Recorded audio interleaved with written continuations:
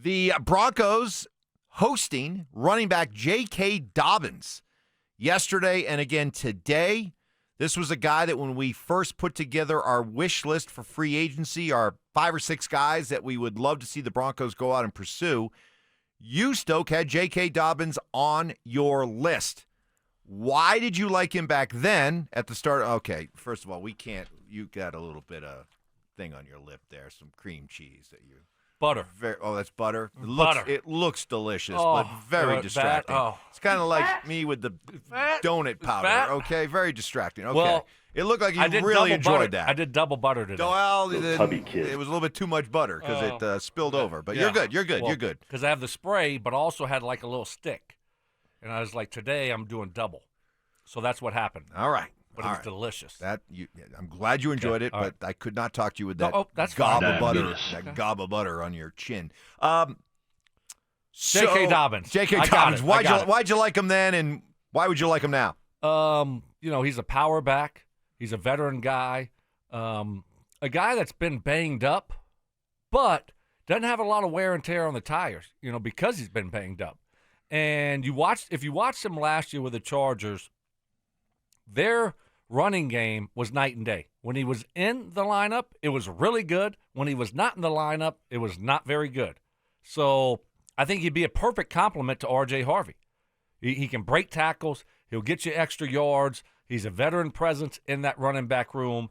So I think it could be a perfect fit for him and for the Broncos. Why? I don't know. I just told you that. But why? Why? Because another why? They need a veteran presence in there. They need that safety net. They need a veteran safety net running back. You're just not sold on what they have right now behind Harvey. Mm-hmm. I mean, I like Harvey. I think they love Harvey, but he is a rookie. We had never seen him take a carry in the NFL. What happens if he's not ready? This is going to be Estime as a starter? I mean, they're telling you they don't have a ton of confidence in the guys behind Harvey. That's what this move signals to me. Now, we'll see if they end up signing him. But, I just think you need a little bit more there because it's important. It was so bad last year. It's important to have more depth there this year. We saw the injuries last year. And Bo needs more help when it comes to the running game this year. So I think – you got a couple good running backs still available, and Dobbins had a good year last year. Well, let me be the raise the red flag guy here, because Jim Harbaugh, we know, loves to run the football. That's the kind of offense he wants to build there with the Chargers. He wants to be able to have a strong running game. He had J.K. Dobbins. He saw all the things that you saw last year in J.K. Dobbins. And instead of bringing back J.K. Dobbins, they went out and brought in Najee Harris. Yeah.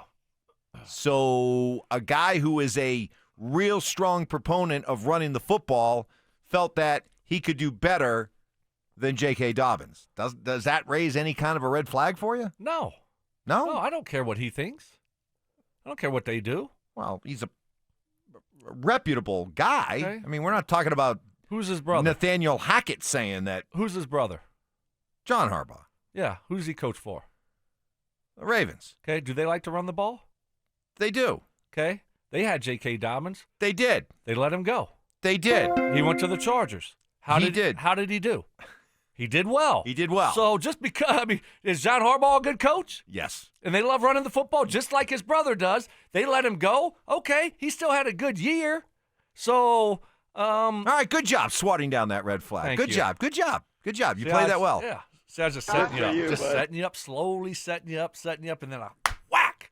I do, and I felt throughout this entire free agent process, I have felt that they needed to add a veteran running back. I had Nick Chubb on my list. He's still available, He's still available, too. I mean, he's squatting like 1,500 pounds. Exactly. I mean, the guy, you just can't put any more weight on the bar. You can't. Every time I look up, there's a video of Nick Chubb squatting the whole weight room. The whole bar is just bent, right? So I do think that this room needs a veteran for however you want to describe it. Maybe you're down on the running back room. Maybe you're just looking at a security, safety net, insurance policy. I don't care. but I think this room needs a veteran to go along with what they got. I think you're spot on. I'm not sold on Estime. I'm just not. I need to see more. So I like what Jaleel McLaughlin brings to the table, but he's not a starter. He's a guy that you're going to bring in with certain personnel groupings. Like when you see Mims come in all of a sudden, and then you'll see McLaughlin come in also. But that's kind of what his role needs to be. You need a true backup. And I don't know if that's Estime. And if the Broncos sign Dobbins, they're telling us that they don't think it's Estime. All right, so we now both on the record saying if they don't sign Dobbins and don't sign a veteran running back, we're not at all confident in this room if they choose not to or can't sign a veteran running back. That's fair, yeah. That's fair. Now, we'll see. I mean, they might not need it if RJ Harvey ends up being a stud, but I'd rather have a good backup plan. So Dobbins, they're interested in Dobbins. Is this a signal being sent to us from the Broncos that they just don't believe in Audric Estime, or they don't believe RJ Harvey is ready to be the dude right from the start? I would think it would be more of an indictment on Estime, more so than RJ Harvey. I mean, we haven't. They know Estime. They're just getting to know Harvey, so they don't know what he's going to look like when training camp comes around. They don't know what he's going to look like in games, but they know what Estime looks like. And if they sign Dobbins, it's telling me that they believe they needed an upgrade behind RJ Harvey, or say Harvey's not quite ready. You don't know. Say he's not quite ready. Well, now who's going to be your starter? Would you rather be J.K. Dobbins or Estime? Right. I'd rather be J.K. Dobbins. Right. He's more of a known. I'll tell you what this tells me is that no matter how much maybe we out there say, you can't put much stock in OTAs. They're out there. They're playing against air. They're running around in shorts and T-shirts. I don't know. I don't think it's a coincidence that after 1 week of OTAs, they decided to do this and bring in J.K. Dobbins. Because if you really wanted J.K. Dobbins, why would you risk the idea of him hooking on with somebody else? You would have approached him a lot earlier than this. So the fact that it's happening week 2 of OTAs tells me that they saw something in week 1 that they didn't like. And the offseason's been going on. So it's not like they just started paying attention to what's been going on. Now you're just getting on the field or whatever, right? But maybe it's from the start of the offseason you haven't liked what you've seen from some of those guys in the running back room. That could be the case also. So, yeah, certainly. Look, it does matter. It does matter. I mean, are they not in great shape?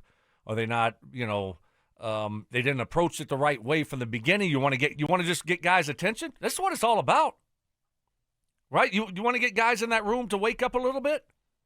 Guess what we're going to do? We're going to bring in J.K. Dobbins. And then next week we might bring in Nick Chubb. We're going to just start, just knocking on doors of other running backs. Hey, guys, jobs are on the line. Your job isn't guaranteed, Audric Estime. You're a 5th rounder a year ago.